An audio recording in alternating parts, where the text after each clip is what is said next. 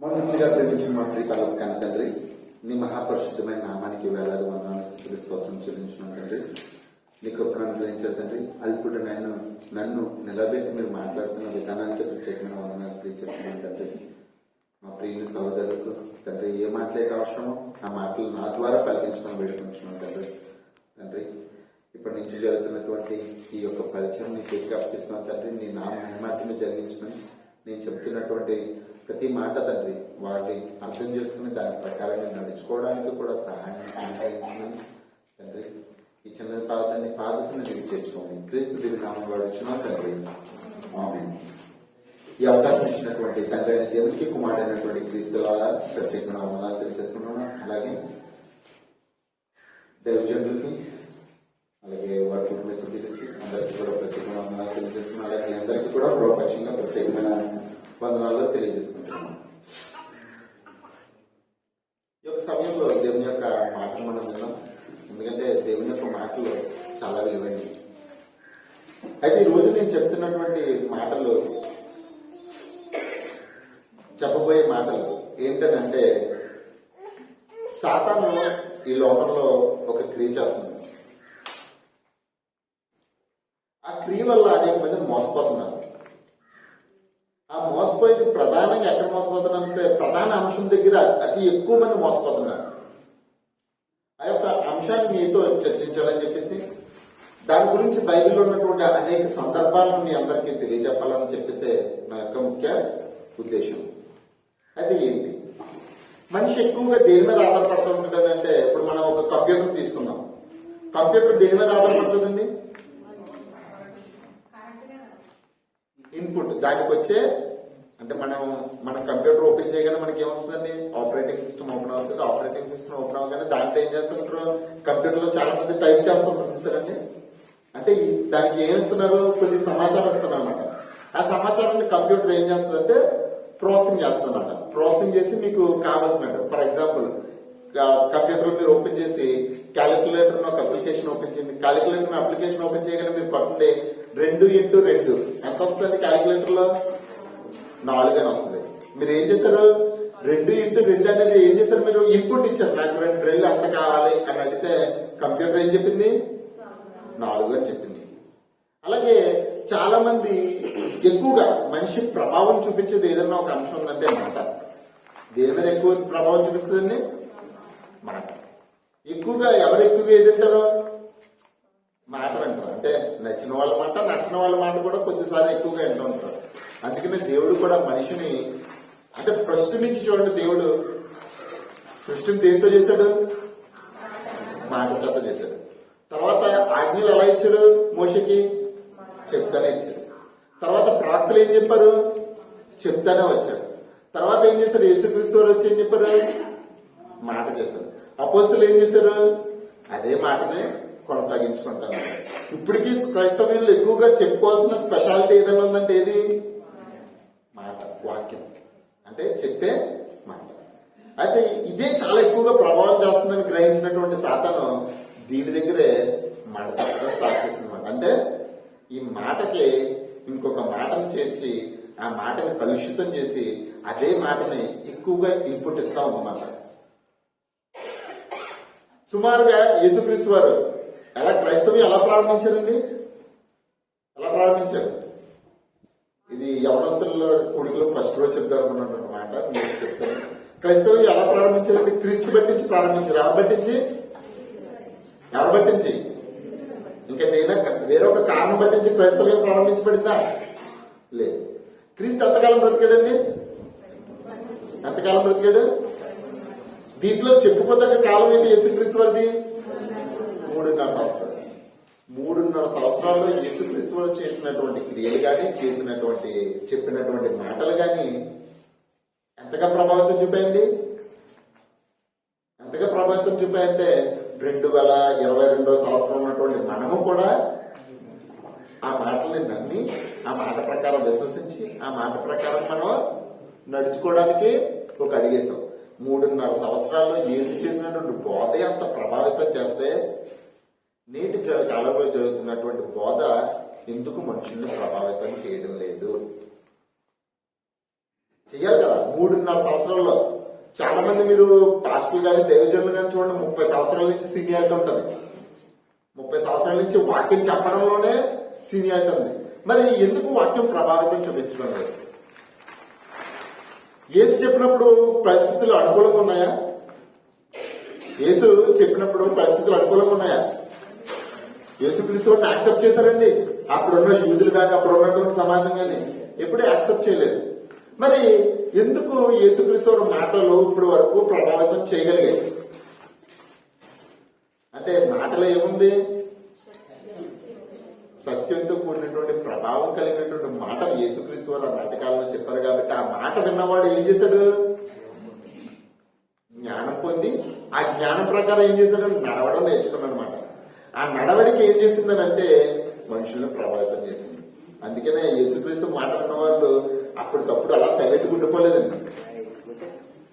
అలా ఉండిపోయారా యేసుక్రీస్తు వారు మాట విన్న వాళ్ళు? అందుకనే నేను లోకానికి ఏమై ఉన్నాను? వెలుగే ఉన్నాను అన్నాడు. ఆ వెలుగు క్యాండిల్ మనం వెలిగించాం, క్యాండిల్ వెలిగించాం. క్యాండిల్ వెలిగించిన తర్వాత ఇంకో క్యాండిల్ దగ్గరికి వెళ్తుందండి. ఆ లైట్ క్యాండిల్ కూడా వెలుగుతుంది. ఇంకో క్యాండిల్ దగ్గర వెళ్తే వెలిగిస్తే వెలిగిందా? వెలుగుతుంది. మరి ఇప్పుడు ఉన్నటువంటి వాక్యము ఎందుకు వెలగడం లేదన్నది నా ప్రశ్న. అక్కడ నుంచి నా ప్రసంగం అనేది మొదలవుతుంది. ఎందుకు వెలగడం లేదు? ఈ వెలగకపోవడం అనేది ఇప్పుడే ప్రారంభించారనుకుంటున్నా, ఇప్పుడే ప్రారంభమైంది అనుకుంటున్నారా? ఇది మొదటి శతాబ్దంలోనే ప్రారంభమైందన్నమాట. ఇప్పుడు యేసు మాటలు విన్నవాడు అలా ఉండాలి, వెలగాలా లేదా? వెలగాలా లేదా? కొద్ది గట్టి చెప్పండి. వెలగాలి. మరి వెలగడం లేదంటే అంటే ఇప్పుడు ఫర్ ఎగ్జాంపుల్ మనకి ఇప్పుడు దేవుళ్ళ దగ్గర ఒక పెడతా ఉంటారు కదా లైట్లు, దీపం, కరెంట్, ఎలక్ట్రికల్. దాని దగ్గర తీసుకెళ్లి వెలిగిస్తే వెలుగుతుందండి క్యాండిల్. ఎందుకు వెలగలేదు? అదే కొవ్వొత్తి తీసుకెళ్లి వెలిగిస్తే వెలుగుతుంది. ఒక కొవ్వొత్తిని తీసుకెళ్తే వేరే కొవ్వొత్తి దగ్గర తీసుకెళ్తే క్యాండిల్ వెలుగుతుంది. ఇప్పుడు అక్కడ అన్నది ఎలక్ట్రికల్ ఐటమ్ చూస్తారంటే దీపం, దేవుడి దగ్గర పెట్టిందంటే దీపం, అది తీసుకెళ్లి ఒక క్యాండిల్ వెలిగించచ్చా? ఎందుకు వెలిగించదు? దానికి దీనికి డిఫరెన్స్ ఏంటి అసలు? దానికి దీనికి డిఫరెన్స్ ఏంటి? ఇప్పుడు ఒక క్యాండిల్ ఇంకొక క్యాండిల్ ని వెలిగించింది. ఒక ఎలక్ట్రికల్ బల్బు ఒక క్యాండిల్ ని ఎందుకు వెలిగించలేదు? ఏం లేదు, సరైనటువంటి ఇన్పుట్ లేదు. క్యాండిల్ ఎలగడానికి కావాల్సినటువంటి సరైన ఇన్పుట్ లేకపోవడం వల్ల అది ఎలగలేదు. అదే ఇంకొక లైట్ తీసుకొచ్చి కరెంట్లో పెట్టిన వెలుగుతుందా లేదా? అంటే సరైనటువంటి అంటే తెలుగులో ఏం చెప్తారన్నది రావట్లేదు. ఇన్ఫ్యూజన్ అంటే మనం తీసుకునేది సరిగ్గా ఉంటే గనక అవుట్పుట్ కూడా అంత ఎఫెక్టివ్గా ఉంటుంది అన్నమాట. అందుకనే మనం తీసుకునే ఇన్పుట్ మీద మనం తీసుకోవాల్సిన జాగ్రత్త గురించి ఈరోజు చెప్తాను నేను. అదేంటంటే అపోస్తలుడైన పౌలు గలతీయులకు రాసినటువంటి పత్రిక 1వ అధ్యాయము 6వ వచనం నుంచి ఈ విధంగా రాయబడింది. క్రీస్తు కృపను బట్టి మిమ్మల్ని పిలిచిన వాడిని విడిచి, ఏంటండి ఇక్కడ చూడండి, క్రీస్తు కృపను బట్టి గలతీయులకు రాసినటువంటి అపోస్తలుడైన పౌలు గలతీయులకు రాసినటువంటి పత్రిక 1వ అధ్యాయము 6వ వచనం నుంచి మనం చదువుకొచ్చాము. క్రీస్తు కృపను బట్టి మిమ్మల్ని పిలిచిన వాడిని విడిచి భిన్నమైన సువార్త తట్టుకు మీరంత త్వరగా తిరిగిపోవడం చూడగా నాకు ఆశ్చర్యం అవుతుందంట. మరి చెప్తున్నాను ఏంటంటే, క్రీస్తు కృపను బట్టి మిమ్మల్ని పిలిచిన వాడిని విడిచి భిన్నమైన సువార్త తట్టుకు మీరంత త్వరగా తిరిగిపోవడం చూడగా నాకు ఆశ్చర్యం అవుతుందంట. పౌలు గారు ఒక సంగతిని గణించారంట. సంఘానికి వస్తున్నటువంటి వాడంట ఒక వ్యక్తి, అతను ఆల్రెడీ పౌలు గారు ఏం ప్రకటించాడు? క్రీస్తుని కూర్చున్నటువంటి ఉన్నతమైన మాటలు ప్రకటించి ఒక వ్యక్తిని సంఘంలోనికి తీసుకొస్తే ఆ సంఘంలో ఉన్న వాడిని బయటికి తీసుకెళ్ళడానికి ఇంకోటి పని చేస్తుందంట. అదేంటి?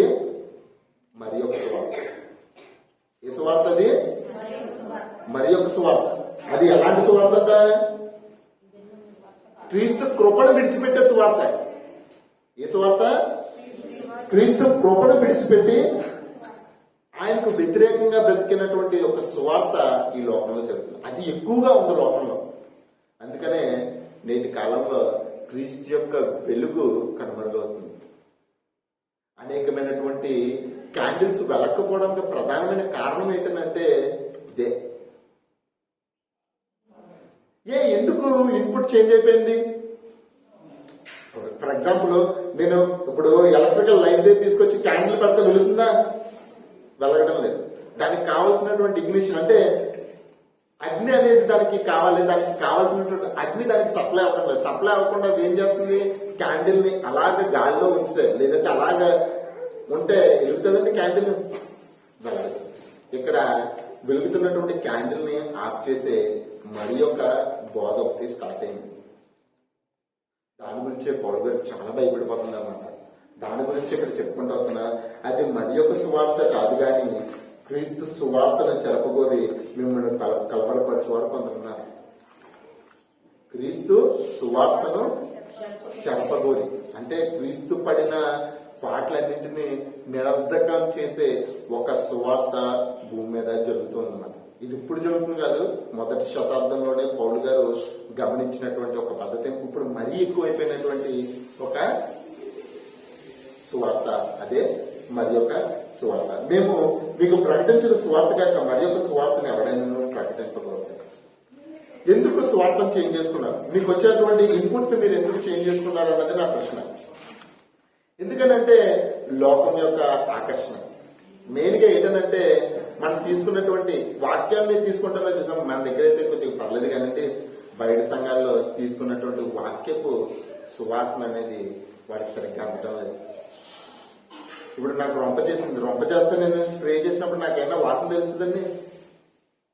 ముక్కు దెబ్బటి చేస్తే ఏమైనా తెలుస్తుందా? జనాలకు ఇప్పుడు క్రీస్తు సువాసన అనేది అందకుండా చాలా మందికి ఏం చేస్తుంటే ముక్కులు వాసిపోయింది. రొంప చేసి జబ్బు చేసింది. ఎవరు చేసింది? క్రీస్తు సువాసన మీకు అందకుండా మీకు ఏం జరిగిందంటే జబ్బు చేసింది. మరి జబ్బుని నయం చేసుకోవడానికి మెడిసిన్ అవసరమా లేదా? మెడిసిన్ కూడా ఏది? మళ్ళీ మాటే. మాటకి చాలా ప్రాధాన్యత ఉంది. ఏముంది? మాటకి చాలా ప్రాధాన్యత ఉంది. ఎందుకు ఈ సువార్త చెడిపోయిందనంటే కింద పౌలు గారే దానికి ఒక అద్భుతమైనటువంటి మాట తెలియజేశారు. ఆ మాటని నేను చివరిలో చెప్తాను. ఎందుకు సువార్త చెడిపోయింది, తర్వాత ఏదైనా వాక్యం వింటున్నప్పుడు ఇది సరైన వాక్యమా కాదా?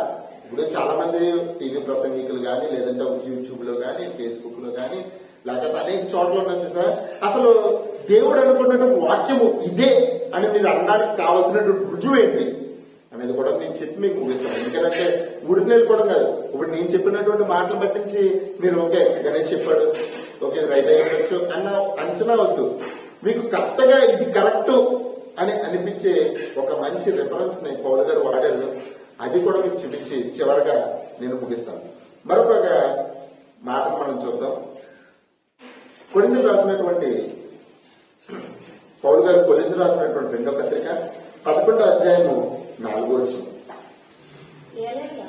ఏలైనగా వచ్చిన వాడు ఎవడైనాను మేము ప్రకటింపని మరి యొక్క యేసును ప్రకటించినను, లేక మీరు పొందని మరి యొక్క ఆత్మను మీరు పొందినను, మీరు అంగీకరింపని మరి యొక్క స్వార్థ మీరు అంగీకరించినను,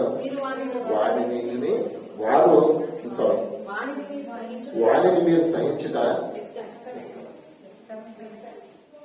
ఏంటంటే ఏది జరుగుతుందంటే మేము ప్రకటింపని మరి యొక్క యేసు. యేసు అలాంటి వాడు అనుకున్నాను. యేసు చెప్పిన బోధ ఏంటంటే నేనే మార్గము సత్యము జీవనై ఉన్నాను అన్నాడు. దేనికి? పరలోకానికి. అందుకని యేసుక్రీస్తు వారు మొట్టమొదటిసారిగా వచ్చినప్పుడు ఏం చెప్పాడు? పరలోక రాజ్యం సమీపించింది, మారు మనసు పొంది రక్షణ పొందని ప్రకటించడం ప్రారంభించాడు. ఇప్పుడు యేసు నమ్ముకోవాలంటే ఏం చెప్తున్నారు? మీకు రోగాలా? రండి. మీకు అప్పులు బాగా? రండి. మీకు గర్భంలో యేసుక్రీస్తు వారు దేవుడు ఏం చెప్పాడని యేసుక్రీస్తు వారు కూడా చెప్పాడు, నేను ఒక ఆత్మని మీకు పంపిస్తున్నాను. ఆత్మ మమ్మల్ని ఎక్కడ నడిపిస్తుంది? సర్వసత్యంలోకి నడిపిస్తుంది. మరి అందరూ సర్వసత్యంలో నడుస్తున్నారా? లేదు. ఎందుకు నడటం లేదు? వాళ్ళు వేరొక ఆత్మను పొందుకున్నారు, వేరొక ఆత్మను పొందారు. ఆ ఆత్మ ఎక్కడ నడిపిస్తుంది? అసత్యంలోకి నడిపిస్తుంటుంది. సత్యాన్ని అసలు గ్రహించకుండా ఏది చేయకూడదో అదే పనులు చేయిస్తూ క్రీస్తులోనే ఉన్నానంటూ భ్రమ కల్పించే ఒక భ్రమపరచు ఆత్మ ఎందు వాళ్ళు ఉన్నారు. ఆ భ్రమపరచు ఆత్మ మళ్ళీ అర్థంగా ఉందేమో చూడండి. దేవుడి పని చేయకపోయినా పరలోకి వచ్చేస్తుంది. దేవుడు అయితే ఆత్మ ఇది భ్రమపరచు ఆత్మ. మీకు అలా కళ్ళు ముందు ఇలా కనిపిస్తుంది మాట ఇది. కాబట్టి పని చేస్తేనే జీతం ఇవ్వడం లేదు సరిగ్గా. ఇక్కడ కోవిడ్ టైమింగ్ అని చెప్పేసి పని చేయకుండా ఎవడెత్తాడండి జీతం? అసలు పని చేసిన వాడు దేనికి పాత్రుడు? జీతానికి పాత్రుడు. పని చేయకుండా ఎవడెత్తాడు జీతం అసలు? అలాంటిది దేవుడు ఎత్తాడనంటే మీరు ఎలా నమ్ముతున్నారు? దేవుడికి అలాంటి వాడు పక్షపాతం లేనివాడు కదా. పక్షపాతం లేనివాడు దేవుడు పని చేయకుండా నీకు పనికి జీతం వేస్తే పని చేసిన వాడు అడుగుతాడా లేదా? ఏంటి దేవుడా ఎంత అన్యాయం చేసి పెట్టు నువ్వు అని అడుగుతాడు కదా. కాబట్టి పని చేసిన వాడే జీతానికి పాత్రుడు కదా. అంటే నువ్వు పని చేయకపోయినా నీకు పరలోకం వస్తుందనే ఒక రకమైనటువంటి భ్రమని కల్పిస్తుందంటే అది ఏ భ్రమ? అది భ్రష్టాత్మ కనపరచు భ్రమ అది. మరి ఆ భ్రమలో ఎంతమంది లేరండి? ఆ ద్వారా ఒక రోజు వెళ్తే నేను పరలోకి వెళ్ళిపోతాను, తెల్లబట్టలు వేసుకుంటే నేను పరిశుద్ధిని. ఇవన్నీ ఏంటనుకున్నారు? భ్రమపరచు ఆత్మ యొక్క లక్షణాలండి. మరి దీంట్లో ఎంతమంది ఉన్నారో ఆలోచించండి. మరి ఒకటి ఏంటంటే మీరు అంగీకరింపని మరి ఒక సువార్త అంటే మీరు అసలు ఒప్పుకోకూడదు. అలాంటి సువార్తను మీరు ఒప్పుకుంటున్నారేమో ఒకసారి ఆలోచించండి. పౌలు గారు దీని గురించి మరీ ఎక్కువ బాధపడుతున్నారు. ఎందుకంటే అతను కష్టపడి సంపాదించినటువంటి సంఘం ఎక్కడ చెదిరిపోయి క్రీస్తుకు అన్యాయంగా బతుకుతానన్న బాధతో పౌలు గారు రాసినటువంటి అనేక పత్రికల్లో, ప్రత్యేకంగా వ్యక్తులకు రాసినటువంటి, సంఘానికి రాసినటువంటి పత్రికల్లో అతి తక్కువ ఉంటే వ్యక్తులకు రాసినటువంటి పత్రికల్లో పౌలు గారి యొక్క సంఘటనలు ఎక్కువగా ఎత్తుకున్నారు. తిమోతికి రాసిన పత్రిక కానీ, తీతుకు రాసిన పత్రిక కానీ, అనేకమైనటువంటి వ్యక్తిగతంగా రాసినటువంటి పత్రికల్లో దీని గురించి ఎత్తుకున్నారు. ఎస్పెషల్లీ చిన్న చిన్న సంఘాలకు రాస్తూ కూడా ఈ యొక్క సంఘటన గలతీ కానీ, ఎఫెసీ కానీ, కొలస్సీస్ కానీ వీటికి రాసిన దాంట్లో పౌలు గారు ఎక్కువగా ఈ యొక్క సందర్భాలను, ఎందుకంటే సువార్తకు భిన్నమైన మరి యొక్క సువార్త, అనేక మంది క్రీస్తు సువార్తను చదవకూరు వాళ్ళు బయలుదేరున్నారు. ఆ బయలుదేరిన వారు ఏం చేస్తున్నారంటే సంఘాన్ని భక్షిస్తున్నారు. సంఘాన్ని రక్షించడం కానీ సంఘాన్ని భక్షిస్తున్నారు. అది ఏ పేరు మీద జరుగుతుంది? యేసుక్రీస్తు వారు అన్న పేరు మీద జరుగుతుంది. అంతా కూడా ఎక్కడ బయట ఎక్కడ జరగడం లేదండి. ఇప్పుడు చాలా మంది చూసారో లేదో, మీరు షోరూమ్లకు వెళ్తే బట్టల షాపులు, ఇప్పుడు మనం బట్టలు ఎక్కువగా కొనుక్కుంటాం కదండి, కంచిపట్టు చీరలు అనే ఒక చీర కొనుక్కోవడానికి వెళ్ళారంటారు. మీరు ఏమేస్తారండి? కంచిపట్టు చీర ఎంత కాస్ట్ ఉంటుందండి? సుమారుగా 10,000 నుంచి 15,000 మధ్యలో ఉంటుందండి చీర, పట్టు చీర. ఇప్పుడు బయట చూడండి, మార్కెట్లో మీరు షోరూమ్ లోకి వెళ్ళి చూడండి, 2,000 కూడా పట్టు చీర దొరుకుతుంది. ఇదేంటిది? ఏ పట్టిది? మరి ఒక పట్టిది. ఏ పట్టిది? అసలు పట్టి కాదండి ఇది. అంటే సేమ్ ఎలాగుందో అలాగే ఉంటుంది మరి పట్టు చీర. ఇది చూద్దాం, నువ్వు 15,000 నమ్మేస్తావు. ఇది కాకపోతే ఇది అంతది 2,000 చేయలేదు. కాకపోతే ఒరిజినల్ పట్టుదానికి దీనికి కంపారిజన్ చేయగలుగుతున్నారా? చేయలేకపోతున్నాం. అలా ఉంది ఇప్పుడు నేటి యొక్క బోధ యొక్క సారాంశం. మరి ఏది ఎలాగో మరి తెలుస్తుందా? ఎలా తెలుస్తుంది? చాలా మంది కొద్ది పెద్దలు ఉన్నారండి, ఒరిజినల్ పట్టుకి నార్మల్ పట్టుకి చెప్పేస్తారా లేదు వాళ్ళు? ఇదేం కావాలి? జ్ఞానంతో కూడినట్టు అనుభవం ఉన్నవాడు చెప్తాడు, ఏది ఇది సరైన పట్టు, ఇది సరికాని పట్టు అని చెప్పేసి. రేటు చూసి చెప్పేస్తారు, 2,000 పట్టించారు అక్కడ తీసేది. అంటే ఎలాంటిదేనంటే చూడు, ఆదివారం రండి, టీవీ మీద మీ స్క్రీన్ నుంచి మీరు ప్రార్థన చేసుకుని తగ్గిపోద్ది. ఇదేంటనుకున్నారు? నకిలీ పట్టు. ఇదంతా నకిలీ పట్టు. మరి దీన్ని నమ్ముతున్నారేమో ఆలోచించండి. చాలా మంది దీన్ని నమ్ముతున్నారండి. చాలా మంది ఎలాగున్నారనంటే 12,000 నేను అలాగో చీర కొనుక్కోలేను, 2,000 నాకు అనుకూలంగా ఒక చీర వస్తుంది. అది ఎలా ఉంది? చాలా అనుకూలంగానే ఉంది నాకు. ఓకే, నాకు ఇదైతే చాలా బాగుంటదని చెప్పేసి నమ్మి దాన్ని తీసుకున్నారు. నకిలీదైనా కావాలని తీసుకున్నారు లేదా? చాలా మంది పండక్కి చాలా మంది ఇదే తీసుకున్నారు లేదా? ఏది తీసుకున్నారు? చాలా మంది ఏం తీసుకున్నారు అంటే, చాలా మంది ఎలా చేస్తారంటే అసలు దాన్ని పట్టుకోలేక ఏం చేస్తారంటే, సర్లే పొద్దున్న రాత్రి 1 గంట అవుతుంది ప్రార్థన అన్ని అయ్యేటప్పటికి, పొద్దున్న 6 గంటలు వేసి ఏమవుతాను దేవుడికి తెలియదు. ఇదే పట్టిది, నకిలీ పట్టిది. దేవుడికి తెలిసింది అన్ని కూడా. కానీ నీకెంత తెలుసు, నీకెంత జ్ఞానం ఉంది, నీకెంత అనుభవం ఉంది అన్నదే ఇక్కడ సరైనది మాట. కాబట్టి దాని గురించే పౌలు చెప్తున్నాడు. తిమోతి రాసిన పత్రిక మొదటి తిమోతి 1వ అధ్యాయము 3-4 వచనాలండి. ఈ మరి ఒక బోధ గురించి పౌలు గారు ఇక్కడ చెప్పుకుంటూ వచ్చామాట. ఓ సంఘాలు చెప్తూ ఇలా అన్నాడు, నేను మాసిదోనియాకు వెళ్ళుచుండగా సత్యములకు భిన్నమైన బోధ చేయవద్దనియు కల్పన కథలను మితము లేని వంశావళులను విశ్వాస సంబంధమైన దేవుని ఏర్పాటుతో కాక వివాదముతోనే సంబంధం కలిగి ఉండవు గనుక వాటిని లక్ష్య పెట్టద్దు. కొందరిని ఆజ్ఞాపించేటప్పుడు నేను ఎఫెసులో నిలిచి వాళ్ళని నేను హెచ్చరించిన ప్రకారం ఇప్పుడునే హెచ్చరించున్నాను. ఏంటంటే ఎలాంటి బోధ వచ్చిందంటే భిన్నమైన బోధ. అసలు దేని దగ్గరికి వెళ్ళచ్చు, కానీ భిన్నమైన బోధ మాత్రం అసలు చేయకూడదు. చేయకపోతే చాలా మంచిది. ఇప్పుడున్న పరిస్థితుల్లోని భిన్నమైన బోధ చేయకుండా నువ్వు వచ్చి వినేసి వెళ్ళిపోతే బాగుంటుంది. కానీ భిన్నమైన బోధ చేసిన వాడు వాటితోనే పాటు అనేక మందిని ఎక్కడ పంపిస్తాడండి? నరకానికి పంపించే ఆస్కారం ఉంది. కనుక భిన్నమైన బోధ చేయవద్దని తిమోతి చెప్తున్నాడు. కల్పన కథ. పాస్టర్ గారు ఎందుకు కథ చెప్పాలండి? పాస్టర్ గారు కథ చెప్పాల్సిన పని అనుకుంటే మీకు వాకింగ్ చెప్పకుండా నేను ఒక కథ చెప్పచ్చు కదా. నేను హైదరాబాద్ లో ఉన్నప్పుడు నాకు అలా జరిగింది, నేను ఫ్లైట్ దగ్గర పని చేస్తున్నప్పుడు ఇలా జరిగింది, నేను ఎలా చెప్పచ్చు కదా. ఒక మంచి స్టోరీ చెప్పచ్చు కదా, మీకు కూడా మంచి నెరేషన్ వస్తుంది, చెప్పచ్చు కదా. కథ చెప్పడం వల్ల ఇక్కడ కథ చెప్తే వర్కౌట్ అవుతుంది. ఇక్కడ కథ చెప్తే వర్కౌట్ అవుతా. ఇంకోసారి నాకు అవకాశం ఇస్తారు, రాజకీయాలు ఇస్తారా? ఖచ్చితంగా ఇవ్వరు. ఎందుకనేసి ఇక్కడ ఇన్పుట్ ఎలా ఉంది? కథ చెప్తే వినే సంఘం కాదు ఇది. కథ చెప్తే వినే సంఘమే కాదు. కొంతమంది చాలా పాస్టర్లు చూడండి, చాలా మంది కథలే చెప్తారు. ఎందుకు చెప్తున్నారు అంటే వినేవాడి బట్టి ఏముంటది? ఇక్కడ ప్రసంగం ఉంటది మాట. అందుకనే దాని గురించి చెప్తున్నారు. కల్పనా కథలు, మితం లేని వంశవాళ్ళు, విశ్వాస సంబంధం లేని దేవుని ఏర్పాటుతో కదా. ఇవన్నీ దేవుని ఏర్పాటుతో చెబుతున్నాయండి. కథలు చెప్పడం దేవుని ఏర్పాట. విశ్వాస సంబంధం లేకుండా వాక్యం చెప్పడం దేవుని ఏర్పాట. అలాంటి దేవుని ఏర్పాటుతో కాక మిమ్మల్ని మరి యొక్క సువార్త వైపు నడిపిస్తున్నాయి ఇవన్నీ కూడా. మరి ఎంతవరకు జాగ్రత్తగా ఉన్నారు? మరి తెలిసిన మీరు ఎంతమందిని జాగ్రత్త పరిచారు? ఇది కూడా ఇంపార్టెంటే కదా. మనం నష్టపోకుండా ఎదుటి వాడిని నష్టపోనివ్వకుండా చేయడం కూడా ఏంటి? ఎదుటి వ్యక్తిని లాభపరిచినట్టే కదా. మరి మీకు తెలిసినటువంటి సువార్తను మరి యొక్క సువార్తలో ఉన్న వాళ్ళకి ఎంతమందికి చెప్పాం, వాళ్ళు ఎంతమంది విన్నారు?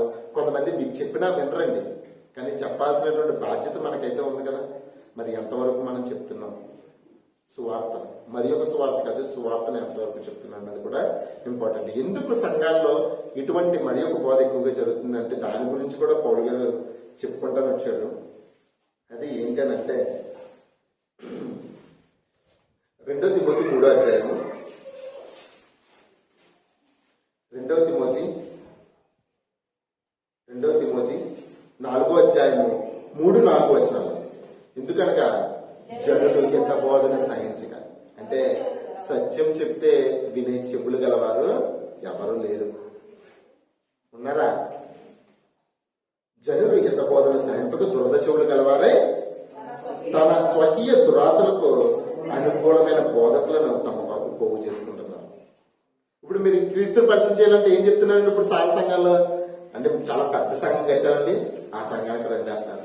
ఇదా క్రీస్తు గురించి చెప్పాల్సినటువంటి పరిచయం మాటలు? ఇదా కాదే. చూడండి, మా సంఘానికి రండి, సుమారుగా 1000 మంది వస్తున్నారు.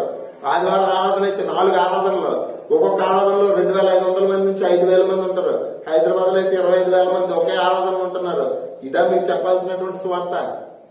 ఇది విశ్వాస సంబంధమైన సువార్త. చూడండి, మా పాస్టర్ గారు మంచి డ్రెస్ వేసుకున్నారు, మంచి కోట్ వేసుకున్నారు. పాస్టర్ గారిని మంచి పోజ్ ఇచ్చారు చూసారా ఫ్లెక్స్లని, మా పాస్టర్ గారు. ఇదేంటిది?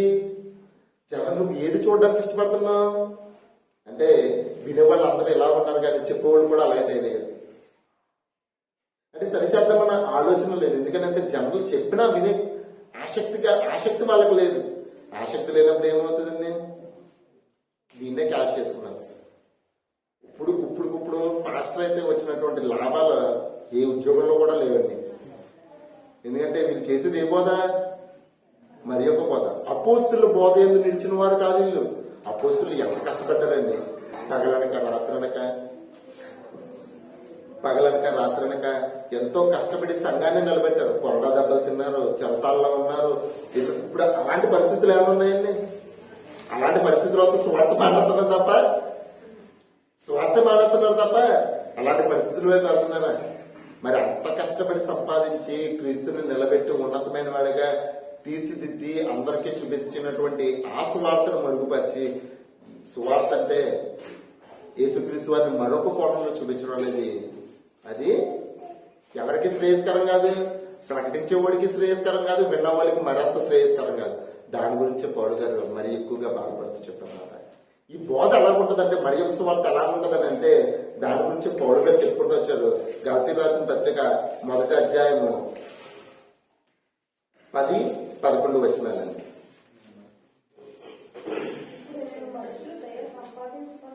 నేను మనుషులు దాన్ని సంపాదించుకొచ్చున్నానా, దేవుడు దాన్ని సంపాదించుకొచ్చున్నా?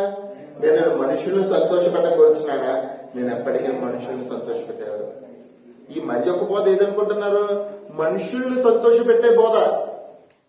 ఇప్పుడు మిమ్మల్ని సంతోషపెట్టే బోధ చెప్పడానికి కావాలా నాకు? లేదంటే దేవుణ్ణి సంతోషపెట్టే బోధ కావాలా? దేవుణ్ణి సంతోషపెడితే ఏమవుతుంది మీకు? దేవుణ్ణి సంతోషపెట్టే బోధ మీకు చెప్పాను అనుకోండి, మీకు ఏమవుతుంది? మిమ్మల్ని సంతోషపెట్టడం లేదు, దేవుణ్ణి సంతోషపెట్టే బోధ చెప్పాను. ఇప్పుడు చెప్పే బోధతో కూడా మిమ్మల్ని ఉద్దేశం చెప్పింది కాదు, దేవుని ఉద్దేశంలో పెట్టుకుని చెప్పినటువంటి బోధ. ఈ బోధ చేయడం వల్ల మీకు కలిగినటువంటి ఉపయోగం ఏంటి?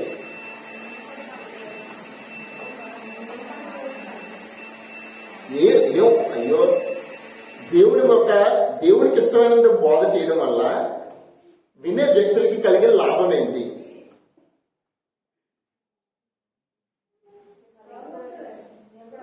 ఫస్ట్ మేము నొచ్చుకుంటాం. ఫస్ట్ ఏమవుతుంది? మీకు గాయం కలుగుతుంది. ఈ గాయాన్ని మీరు మానుకోవడానికి ఏం చేస్తారు? గాయం తగులుతుంది. గాయం తగిలినప్పుడు 2 రకాలుగా రియాక్ట్ అవుతారండి. గాయం తగిలినప్పుడు 2 రకాలుగా రియాక్ట్ అవుతారు. ఫర్ ఎగ్జాంపుల్, మొన్న 3 రోజుల కింద ఒక యాక్సిడెంట్ అయింది రైల్వే ట్రాక్ మీద అనమాట. యాక్చువల్గా మన ఆంధ్రప్రదేశ్ లోనే అనమాట. ఒక వ్యక్తి తాగేసి ఏం చేశాడనంటే సైకిల్ తొక్కుంటా గూడ్స్ ట్రైన్ వస్తుంది, గేట్ లేదు అక్కడ. గేట్ లేకపోతే అలా వెళ్ళిపోయి ట్రైన్ పట్టాల మీద పడిపో. ఫస్ట్ సైకిల్ వెళ్ళిపోయింది, తాగిన మైకంలో ఉన్నాడు కదా, సైకిల్ లాగదాం ముందుకెళ్ళేటప్పటికి ఏమైందనంటే ఇతని కాళ్ళు 2 కూడా పట్టాల మీదకి వెళ్ళిపోయి కాళ్ళు డ్యామేజ్ అయిపోయింది. ఏమైందంటే అతనికి ఉన్నటువంటి ఆ పాపపు పరిస్థితి పెట్టి ఏమైంది? అతనికి ఏమైంది? కాళ్ళు పోయినాయండి. అతనికి పచ్చగా క్రష్ అయిపోయింది మొత్తం 2 కాళ్ళు కూడా. అలాంటప్పుడు అతను తర్వాత దిగిన తర్వాత ఏమనిపిస్తుందండి? ఈ గాయానికి 2 రకాలుగా ఉంది. అనుకోకుండా యాక్సిడెంట్ అయింది అనుకోండి, అది వేరే లెక్క. కావాలని చేస్తున్నారు దాన్ని. వీటి మీద ఎవరైనా జాలి పెడతాడండి, జాలి ఇస్తారా? తాగినోడు వెళ్ళి రైల్వే మాట్లాడమంటారు. అదే యాక్సిడెంట్ అయిందనుకో, ఎవరైనా చూసారు లేదా ఎంత కష్టపడలేదు, పొద్దున్నే పనికి వెళ్తే అక్కడ మంచులో ఏం కనిపించక కాలు వచ్చి గుర్తిసిందిరా. ఏమైంది? దయ ఉన్నది. ఒకటి పాజిటివ్ జరిగింది, ఒకటి రెండు యాక్సిడెంట్లే. ఇప్పుడు దేవుని దయని సంపాదించుకోండి. ఈ బోధ చెప్పడం వల్ల ఏమవుతుందంటే మీరు ఏ దయని సంపాదించుకుంటారు? ఈ బోధ విని అంగీకరిస్తే మీరు ఏం సంపాదించుకుంటారు? దేవుని దయని సంపాదించుకోవడం వల్ల ఏంటి ఉపయోగం? దేవుని దయని సంపాదించుకోవడం వల్ల ఏం ఉపయోగం? మీకు చాలా ఉపయోగం ఉందండి. దేవుని దయని సంపాదించుకోవడం. ప్రతి పరిస్థితి నుంచి లాభెత్తేవాడు ఎవడో? దేవుడే కదా. మీ ప్రతి పరిస్థితిని చక్కపరిచేది ఎవడో? దేవుడే కదా. ఇప్పుడు పౌలు గారు కూడా చెప్తారు, నేను రాసిన పత్రిక మిమ్మల్ని గాయపరిచినందు వల్ల నేను ఏమంటాడు? మీరు గాయం పరిచారని చెప్పేసి ఆయన బాధపడ్డా పౌలు గారు? లేదు. మీరు ఆ గాయం పొందినందువల్ల మీరు మారు మనసు పొందారని చెప్పేసి ఆయన ఏం చెప్పి సంతోషించాడా లేదా? ఇప్పుడు ఇలా ఈ బోధ చేయడం వల్ల, దేవునికి ఇష్టమైనటువంటి బోధ చేయడం వల్ల మనుషుల్లో ఏం కలుగుతుందండి? మారు మనస్సు అనేది కలుగుతుందన్నమాట. ఆ మారు మనస్సు మీకు ఉపయోగమా లేదా? ఆ ఉపయోగం కలిగినటువంటి బోధ ఇదే దేవుడికి ఇష్టమైన. మనుషులను సంతోషపెట్టే బోధ అలాంటిది. మరి మీకు అది జరుగుతుంది. ఒక ఉదాహరణ చెప్తానండి. మీరు ఈ రోజు బండి మీద వచ్చారు, చాలా మంది రోజు దీని మీద బండి మీద వచ్చారు. మీరు వచ్చే సంవత్సరం కల్లా మీరు కారులో చర్చికి వస్తారు. దేవుడు మీ జీవితాల్లో కార్యం చేయబోతున్నాడు. అసలు మీరు పాత బట్టలు వేసుకుని రావద్దు. అసలు వచ్చారంటే ఆదివారం వచ్చినప్పుడు కొత్త బట్టలు దగదగ మెరిసిపోతుండాలి. అసలు మీరు ఈ రోజు ఉన్నారు కదా, మీరు అద్దెంట్లో ఉన్నారు, మీరు అందరూ ఈ రోజు అందరూనే వచ్చే సంవత్సరానికల్లా దేవుడు మీ జీవితాల్లో కార్యం చేయబోతున్నాడు. ఈ కార్యం మీకు ఎలా ఉంటుందంటే, మీరు ఒక సొంత ఇంటిలో ఉండబోతారు. అద్దె లేని ఇల్లు, డూప్లెక్స్ హౌస్ల్లో మీరు ఉండబోతున్నారు. దేవుడు మీ జీవితాల్లో కార్యం, ఈ కార్యం జరుగుతుంది. మీరు రాసి పెట్టుకోండి. ఇదేంటిది మీకు చాలా ఇష్టం వచ్చేసి చాలా మంది పొగాళ్ళు ఏమనిపించింది, చిన్నగా వచ్చింది సరే. ఇదేంటిది మనుషుల్ని సంతోషపెట్టే బోధ లేదు. దీనివల్ల ఏముండదు, విశ్వాసం ఉండదు. నమ్మితే మీరు చూసారు, ఈ మ్యాచ్ చెప్పడం వల్ల చాలా మంది జీవితాల్లో కూడా జరుగుతుంటాయి. మీరు గమనించారో లేదు కానీ, మీరు ఈ రోజు ఫర్ ఎగ్జాంపుల్ కార్ కొనుక్కుందామని అనుకున్నారు. మీకు ఆలోచన లేదు. ఫస్ట్ ఆఫ్ ఆల్ మీకు ఆలోచన లేదు. కార్ కొనుక్కుందా అన్న ఆలోచన పాస్ గారు వచ్చిందన్నమాట. యాక్చువల్లీ అప్పుడు ఆలోచించినప్పుడు మీరు ఏం చేస్తారండి, కార్ కొనుక్కోవాలంటే ఏం కావాలి, డబ్బులు కావాలి కదా. ఈ డబ్బులు ఎలా వస్తాయని చెప్పేసి ఫస్ట్ ప్రతి రూపాయలు దేనికోసం దాస్తారనుకున్నారు, కార్ కోసం దాస్తాను. కార్ కోసం దాచినప్పుడు ఏమవుతుందండి, సంవత్సరం తిరిగేటప్పుడు మీరు కార్ వేసుకుని వస్తారు మీరు చర్చికి. నిజంగానే అలా ఉంటుంది. ఏంటిది ఐడియా తెప్పించారన్నమాట. ఇదిగో చూసారా, మా నోడి కింద శాస్త్రం మీరు చెప్పినట్టుగా బండి మీద వచ్చాడు, ఈ శాస్త్రం కారు మీద వచ్చాడు. ఎందుకు వచ్చాడు అనుకున్నారు, దేవుడు కార్యం చేశాడు. ఈ దేవుడు కార్యం చేయడం అతనే కార్యం చేసుకున్నాడు. డబ్బులు దాచుకుని సేవ్ చేసుకుని కారు కొనుక్కున్నాడు. దేవుడు చేసే కార్యం ఎలా ఉంటుందంటే, విశ్వాసంలో నేను ఉన్నతంగా నిలబడుతుంది. పొజిషన్ అంటే మీకున్న ప్రస్తుతం ఉన్నటువంటి బ్యాంక్ బ్యాలెన్స్ కానీ ఇది కానీ పెంచకపోవచ్చు, కానీ నిన్ను ఉన్నతమైన వ్యక్తిగా నిలబడుతుంది. ఇదిగో ఫలానా వ్యక్తి దగ్గరికి వెళ్తే దేవుడి యొక్క మీకు మంచి ఆనందం కలుగుతుంది, ఒక మంచి మాట కలుగుతుంది. అదే దేవుడి యొక్క బోధ ఎలా ఉంటుందన్నది కూడా మీకు చివరిలో చెప్తాను. చాలా ఎక్కువ సమయం అయిపోయింది. ఏదో మరి ఒక బోధ ఏంటంటే ఒకసారి చెప్పండి. మరి ఒక బోధ ఎలా ఉంటుంది, మనుషుల్ని సంతోషపెట్టే బోధ ఉంటుంది. అయితే మీరు వింటున్నది మిమ్మల్ని గాయపరిచే బోధ, లేదంటే మిమ్మల్ని సంతోషపరిచే పెట్టే బోధ అన్నది మీరు గమనించుకోవాలి. అంటే వృత్తాంతం అంతా ఎలా ఉండాలంటే చివరికి వచ్చేటప్పుడు ఒక మూలం తెలుస్తుంది అన్నమాట. ఆ మూలం దేవుని సంతోషపెట్టిందా, నిన్ను సంతోషపరిచిందా అన్నది తెలుసుకుంటే మీరు సువార్తలు ఉన్నారా, మరి ఒక సువార్తలు ఉన్నారా అన్నది మీకు తెలుస్తుందండి. ఇంకోటి కొలసీలు రాసిన పత్రిక, అందుకనే పౌలు గారు అనేక చోట్ల హెచ్చరించుకుంటూ వచ్చారు. కొలసీలు రాసిన పత్రిక 3వ అధ్యాయము 22వ వచనం, దోసలారా మనుషులను సంతోషపెట్టవాలనేట్లు గట్టి కనబడాలని కాక ప్రభువుకు భయపరచు శుద్ధాంతకరణ గలవారే శరీరం బట్టి మీ యజమానులైన వారికి అన్ని విషయంలో విధేయులేండి. ఎవరిని సంతోషపెట్టదన్నాడండి పౌలు గారు, మనుషుల్ని సంతోషపెట్టదన్నారు. ఇది ఎక్కడే కాదు, అనేక చోట్ల చెప్పారు. ఎఫ్సీలు రాసిన పత్రిక 6వ వచనంలోని, మొదటి దశలో రాసిన పత్రిక 2వ అధ్యాయం 4వ వచనంలో కూడా ఏం చెప్తున్నారంటే, వాళ్ళకి సంఘానికి చెప్తున్నారు, వ్యక్తులకు చెప్తున్నారు. ఏంటంటే మీరు మనుషుల్ని సంతోషపెట్టే బోధ ఈ మాత్రమే చేయొద్దని చెప్పేసి. ఎందుకంటే మనుషుల్ని సంతోషపెట్టే బోధ అది ఎవరు చేస్తున్నారండి, భ్రమపరిచే ఆత్మ చేస్తుందండి. ఎందుకనంటే మత్తయి సువార్త యేసుక్రీస్తు వారు మాట చెప్పాడు. ఎందుకు అంత ఎక్కువగా ఈ బోధ జరుగుతూ ఉంటుందంటే, మత్తయి సువార్త 24వ అధ్యాయం 24వ వచనం మంచి లక్కీ రెఫరెన్స్ లో రాసుకుంటారు. అబద్ధపు క్రీస్తులను అబద్ధ ప్రవక్తలను వచ్చి సాధ్యమైతే ఏర్పరచబడిన వారిని సైతము మోసపరుస్తారు. ఎవరిని మోసపడుతుందండి ఈ బోధ? మరి ఒక బోధ ఎవరిదనుకున్నారు, ఎవరిని మోసం చేయడానికి అనుకున్నారు? ఏర్పరచబడిన వారిని. ఎక్కడ ఏర్పరచబడిన వారు? పరలోకానికి మిమ్మల్ని నిర్ణయింపబడి, మిమ్మల్ని దేవుని చేత ముద్ర వేయబడి మిమ్మల్ని పరలోకానికి తీసుకువెళ్ళడానికి నిర్ణయింపబడ్డారు. చూసారండి, ఆ నిర్ణయింపబడిన వారిని వెనక్కి తీసుకొచ్చే బోధ ఈ మరి. కాబట్టి యేసుక్రీస్తు వారితో యోధా లేడా, ఉన్నాడా లేదా? ఎన్ని అద్భుతాలు చూశాడండి, ఎన్ని సూచక్రియలు చూశాడు, ఎన్ని మాటలు విన్నాడు. లాగేలేదా? లాగేసిందా లేదా? యేసుక్రీస్తుతో ఉన్నవాడినే లాగేసిందంటే ఆ మరి ఒక బోధ. ఎలాగా 30 వెండి నాణాలకి యేసుని అప్పగించినటువంటి ఆ మరి ఒక బోధకు అతను ఆకర్షితుడయ్యాడు. ఇప్పుడు కూడా మీకు అశాశ్వతమైన వాటిని చూపించి మిమ్మల్ని క్రీస్తు దగ్గర రమ్మనంటే మీరు వచ్చారంటే అది ఏ బోధ? మరి యొక్క బోధ. మిమ్మల్ని సంతోషపెట్టే బోధ, చమత్కారమైనటువంటి మాటలతో చెప్పే బోధ. చెప్పాలంటే ఇంగ్లీష్ తెలుగు కలిపి చెప్పచ్చండి బోధ. ఎందుకు చెప్పడం లేదు? మీకు అర్థమయ్యే రీతిలో మీకు ఏది అవసరమో. ఇక్కడ నన్ను నేను పబ్లిసిటీ చేసుకోవడం ఇంపార్టెంట్ కాదండి, దేవుణ్ణి మయంపరిచినటువంటి బోధ కాదు, దేవుణ్ణి ఇష్టపరిచేటువంటి బోధ కాదు. అయితే బోధ యొక్క సారాంశం ఏముండాలి? అసలు బోధ విన్న తర్వాత మీకు ఒకటి అనిపించాలి. బోధ విన్న తర్వాత మీకు ఒకటి అనిపించాలి. అది అనిపిస్తేనే అది సరైన బోధ. అంటే వాక్యం యొక్క సారాంశం ఏదై ఉండాలంటే ఒకటై ఉండాలి. దాన్ని పౌలు గారు చెప్పారు. తిమోతికి రాసినటువంటి పత్రిక 1వ అధ్యాయము, తిమోతికి రాసినటువంటి పత్రిక 1వ అధ్యాయము 5వ వచనం. ఉపదేశ సారం ఏదనగా అంటే మీరు చెప్పినటువంటి, నేను చెప్పినా ఎవరు చెప్పినా, మీరు చెప్పబోయేది ఏదైనా సరే ఉపదేశ సారం అంటే సారాంశం ఏ ఉండాలని అంటే వాక్యం యొక్క చివరి మజిలీ ఏమై ఉండాలంటే వాక్యం చివరికి వచ్చినప్పటికీ మీకు అర్థం అవ్వాల్సింది ఏంటి అని అంటే ఉపదేశ సారాంశం ఏంటనంటే పవిత్రమైన హృదయం నుండి, మంచి మనస్సాక్షి నుండి, నిష్కపటమైన విశ్వాసం నుండి కలుగు ప్రాణే. వీలే ఏం పుట్టాలండి?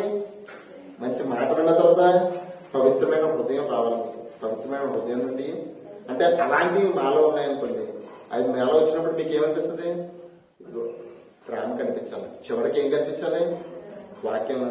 మాటల్లో ప్రేమ వద్దండి, మిమ్మల్ని దేవుడి ఎంతగానో ప్రేమిస్తున్నాడు.